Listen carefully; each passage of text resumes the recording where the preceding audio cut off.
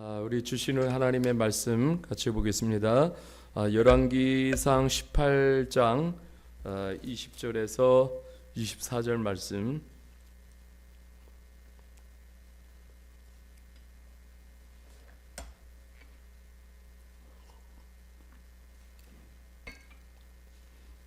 네, 열왕기상 18장 20절에서 24절.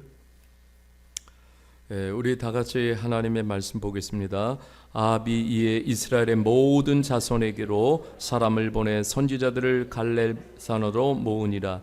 엘리야가 모든 백성에게 가까이 나가 이르되 너희가 어느 때까지 둘 사이에서 머뭇머뭇하려느냐? 여호와가 만일 하나님이면 그를 따르고 바알이 만일 하나님이면 그를 따를지니라 하니 백성이 말 한마디도 대답지 아니하는지라.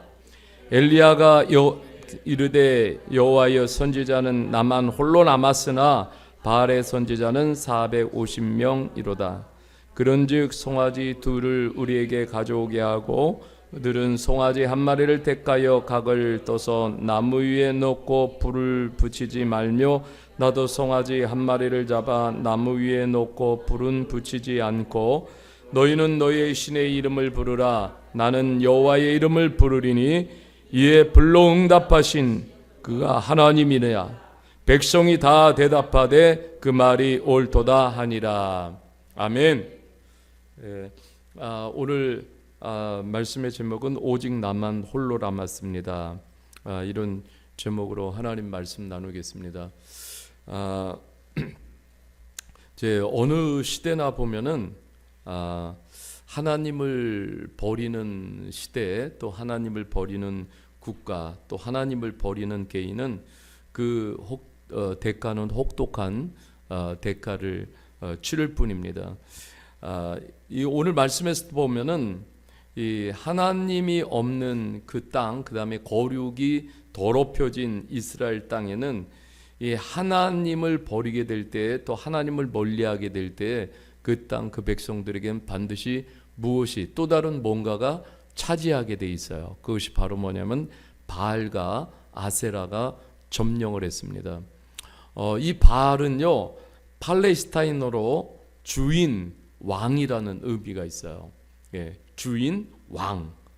그러니까 모든 것을 소유한 자라는 의미를 가지고 있습니다. 그래서 그 당시에 가나안 사람들이 그 숭배하던 그 신이 바로 바알과 아세라인데요. 이렇게 풍요와 또 이렇게 폭풍 후에 남신으로 섬겼어요. 이렇게 바알 신앙은 오른손에는 창을 들었고 왼손에는 번개를 들고 있었어요. 근데 배우자 신은 아스타로 신이고 바알의 어머니 신은 바다의 신, 그래가지고 아세라 이렇게 불렀어요. 그래서 이 바알과 그 다음에 아세라 이렇게 신을 이렇게 섬기면서 이렇게 신전을 세워놓고 이제 어떤 형식으로 이렇게 제사를 드렸냐면은 가장 흔한 것이 음란의 제사를 드렸어요. 산당에서 음란한 예식을 거행하고 이제 막 자회 행위를 하면서 심지어는 사람을 번제물로까지 이렇게 바쳤습니다. 그러니까 인간을 물신 숭배로 이끌어가도록 사탄이 고안한 이렇게 신이 바로 이제 바알과 아세라 신이에요. 그래서 마틴 루터는 이런 이야기도 했습니다. 사탄은 세속의 자리를 노리지 않는다. 빛나는 천사의 모습으로 다가와 신자들의 영혼을 노리는데 그것이 바로 물신이다, 이렇게 얘기했습니다. 물신. 그래서 사단이 노리는 것은요, 영혼이에요. 근데 영혼이 추구하는 게 바로 물신이에요. 이제 과거에는 그 우상이 유형의 우상이 있었잖아요. 그러니까 보이는 우상이에요. 근데 지금은 무형의 우상을 섬기고 있습니다. 그것은 마음에 있어요.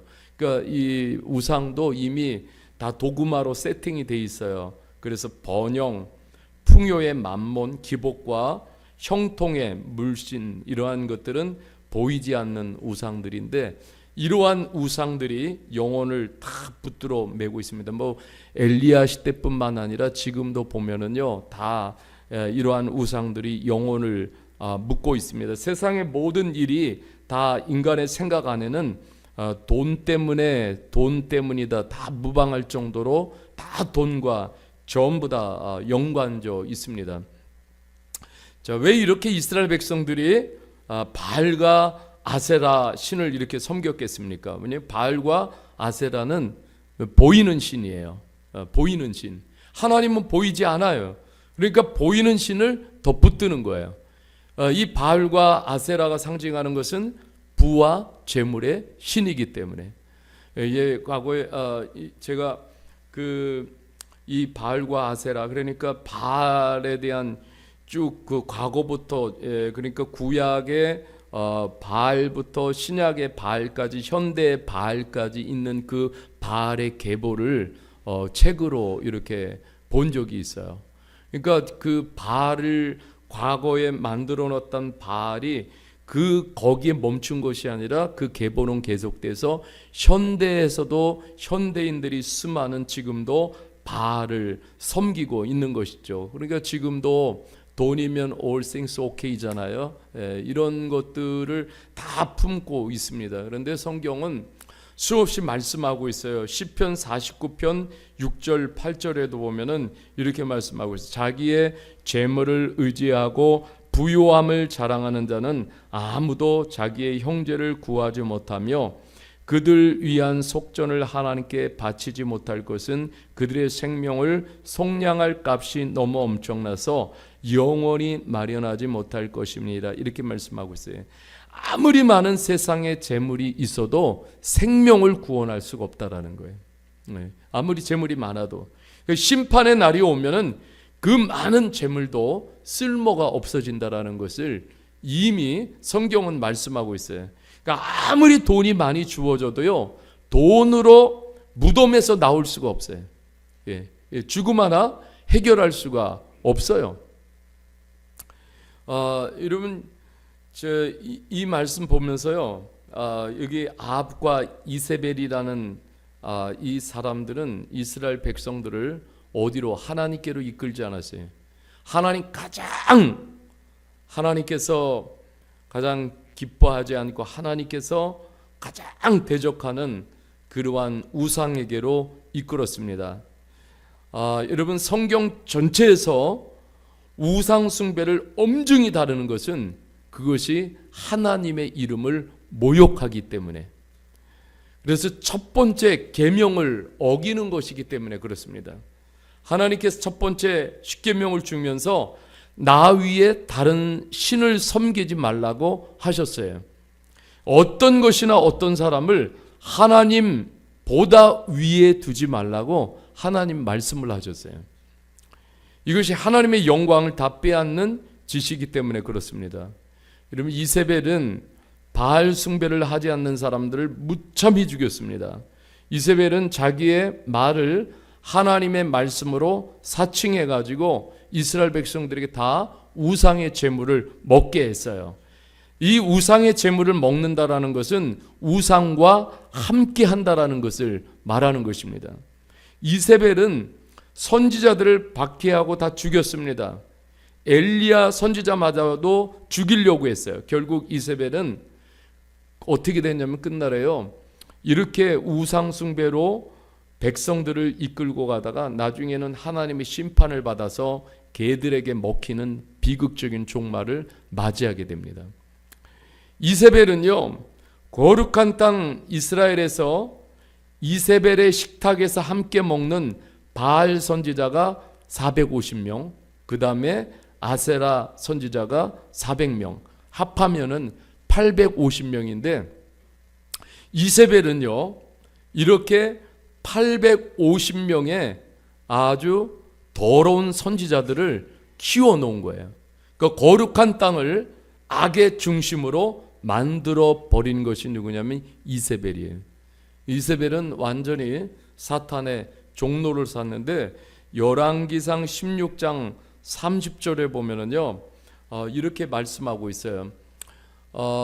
오므리의 아들 아합이 그의 이전의 모든 사람보다 여호와 보시기에 악을 더 행하여 더욱 행하여 이렇게 말하고, 여기서 누구냐면 이 사람이 바로 아합이에요.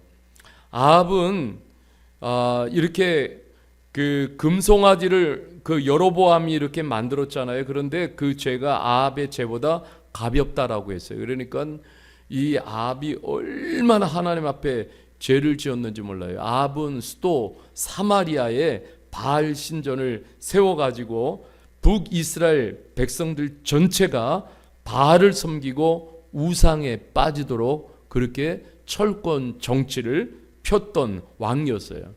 또 이세벨은 아합이 하나님께 악을 행하도록 옆에서 부추겼습니다. 이 열왕기상 21장 25절에 보면은 이렇게 말씀하고 있어요. 예로부터 아합과 같이 그 자신을 팔아 여호와 땅에서 악을 행한 자가 없음은 그를 그의 아내 이세벨이 충동하였더라.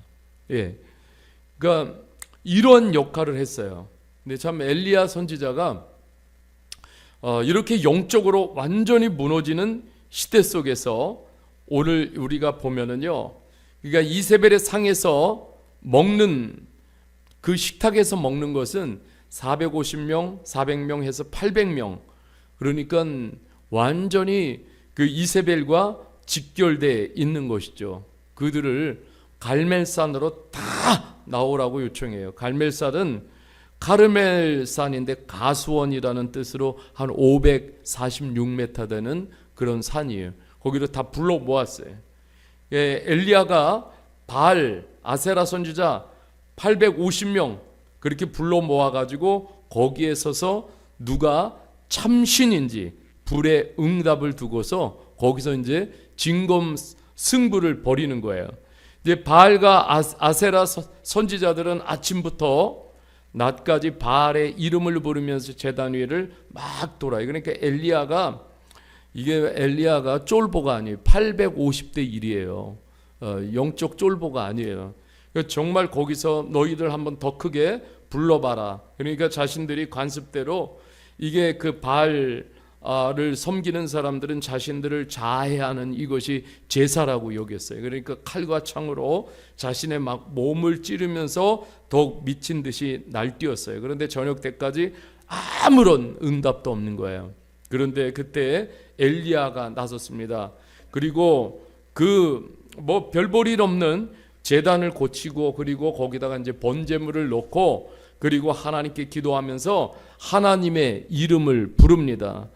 그래서 여기 오늘 말씀에도 보면은요, 너희들은 너의 신의 이름을 부르라. 나는 여호와의 이름을 부르리니.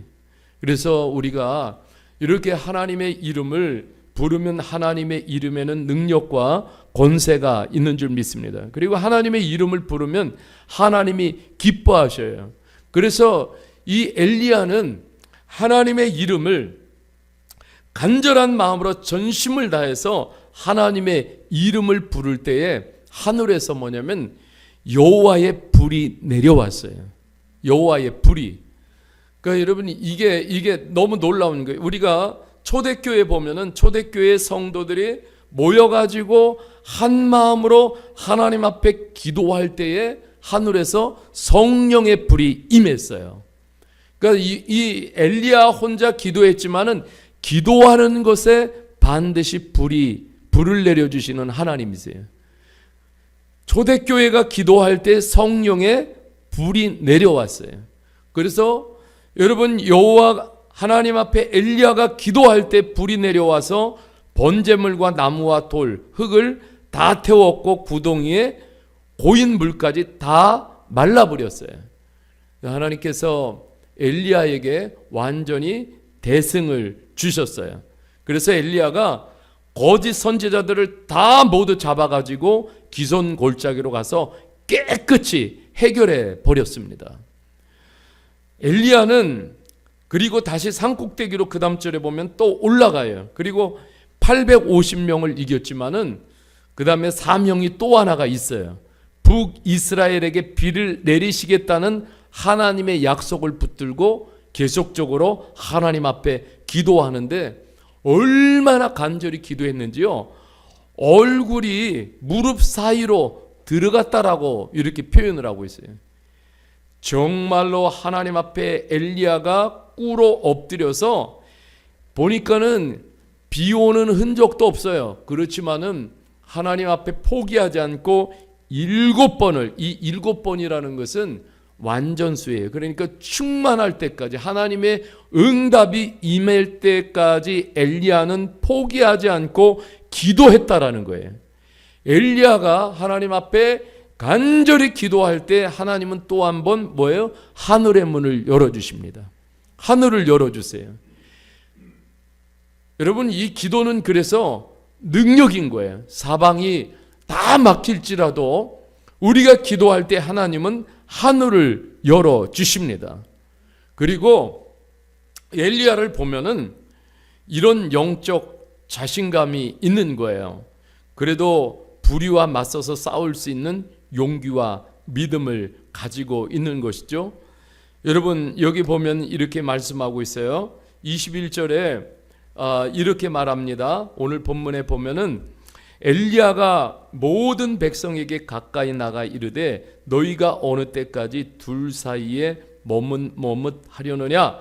여호와가 만일 하나님이면 그를 따르고 바알이 만일 하나님이면 그를 따를지니 하니 백성이 말 한마디도 대답하지 아니하는지라.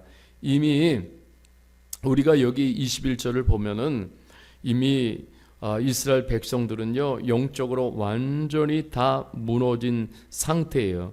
그러니까 둘 사이에서 왔다 갔다 하는, 여러분, 그러니까 교회 한 발 들여놓고 세상에 한 발 들여놓고 왔다 갔다 하는, 그러니까 이 정도. 그러니까는 여호와가 만일 하나님이면 그를 따르고 바알이 만일 하나님이면 그를 따를지니 하니까는 백성들이 전부 침묵합니다.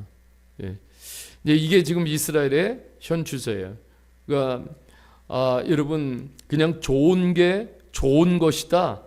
지금 이런 영적인 상태에 놓여 있는 것이죠. 그런데 하나님과 바알이 조화를 이룰 수가 없어요. 예. 하나님과 바알이 조화를 이룰 수가 없는 거예요. 여러분, 고린도후서에도 6장 15절에 보면은 이렇게 말씀하고 있어요.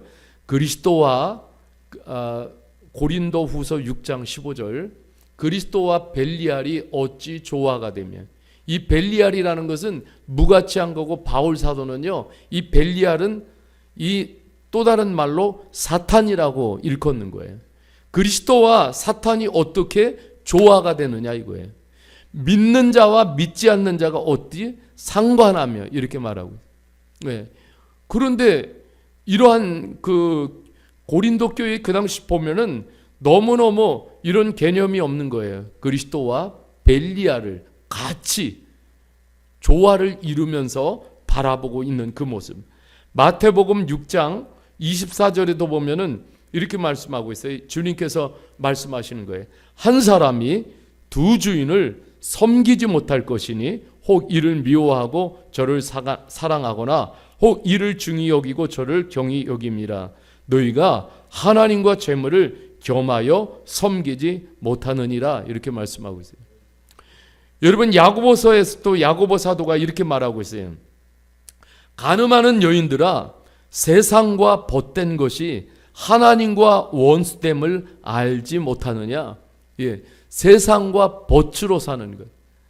여러분, 이게 야고보서는 단호하게 말합니다. 그런즉 누구든지 세상과 벗이 되고자 하는 자는 스스로 하나님과 원수가 되는 것이니라. 예, 한 번에 우리는 두 가지를 섬길 수 없다라는 거예요. 신앙생활에는요, 회색지대가 없습니다. 그래서 오늘도 엘리야는 결단을 요구하는 거예요. 분명한 결단. 그래서 여러분, 이 엘리야는 성경에 보면은요, 야고보서 5장 17절 18절에 보면 야고보 사도가 엘리야를 이렇게 소개하고 있어요. 한번 같이 읽어보겠습니다. 시작. 엘리야는 우리와 성정이 같은 사람이라되 그가 비가 오지 않기를 간절히 기도한즉 3년 6개월 동이나 비가 오지 아니하고 다시 기도하니 하늘이 비를 주고 땅이 열매를 맺었느니라. 이렇게 말씀하고 있어요.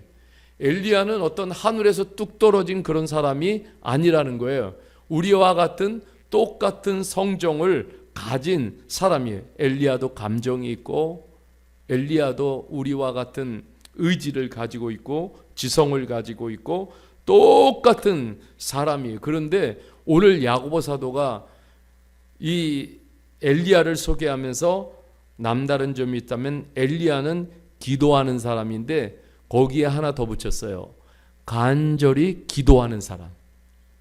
엘리야는 거기에 형용사가 하나가 따라오는데, 엘리야는 간절히 기도하는 사람이라는. 그러니까 여러분, 우리가 이 야고보 사도는 이 엘리야의 기도를 소개하면서 이렇게 말하고 있어요. 다시 기도하니 하늘이 열리고. 다시 기도하니. 여러분, 이게 굉장히 중요한 포인트예요. 다시 기도하니. 다시 기도하는 것이 믿음이에요. 그러니까 한 번에 안 들어주셨다고 그래가지고 포기하는 것이 아니라 다시 기도하는 것이 믿음이에요. 하나님은 반드시 신실하셔서 기도를 들어주신다. 여러분, 믿음의 기도는 하늘이 열리기까지 기도하는 것입니다. 하늘이 열리기까지 기도하는 거예요. 믿음의 기도는 간절히 기도하는 거예요. 기도하는 사람에게 포기라는 없습니다. 얼마나 간절히 기도했기 때문에 그 기도가 하늘에 닿는 기도가 되어진 거죠. 여러분, 우리의 기도가 하늘에 닿는 기도가 되기를 원합니다. 예, 그래서 그 기도가 가로막는 모든 장벽을 믿음으로 뚫고 하늘에 닿는 기도, 그때 하늘이 열리고 하나님께서 반드시 응답을 주십니다. 예, 그래서 기도하는 한 사람이 정말 무서운 거예요. 오늘도 보면은 엘리야가 그런 고백을 하잖아요. 오직 나만 남았습니다. 나만 홀로 남았어도 나는 기도를 놓치지 않습니다. 기도하겠습니다. 어느 때 보면은 참 보면 사람들이 기도를 너무 안 해. 그러니까는 실망이 오고 낙심이 오고. 예, 그 당시를 생각해 보세요. 엘리야 시대 기도하는 사람들이 눈에 띄지를 않았어요. 그렇지만은 엘리야는 그 가운데서도 기도하는 엘리야였어요. 기도를 놓치지 않았습니다. 여러분, 그 스코틀랜드에 아주 그 유명한 존 낙스 목사님이 계신데, 존 낙스 목사님이 이러한 이야기를 했어요. 기도하는 한 사람이 기도하지 않는 민족보다 강하다. 기도하는, 같이 해봅시다. 시작. 기도하는 한 사람이 기도하지 않는 민족보다 강하다. 예. 그러니까 여러분, 스코틀랜드의 여왕 메리는요, 1만의 군대보다 존 낙스의 기도가 더 무섭다, 이렇게 얘기했어요. 1만의 군대보다 존 낙스 이 기도하는 한 사람이 더 무섭다. 여러분, 이 스코틀랜드 여왕 메리가 얼마나 많은 목회자들을 300명의 신실한 목사님들을 전부 이렇게 죽였어요. 네.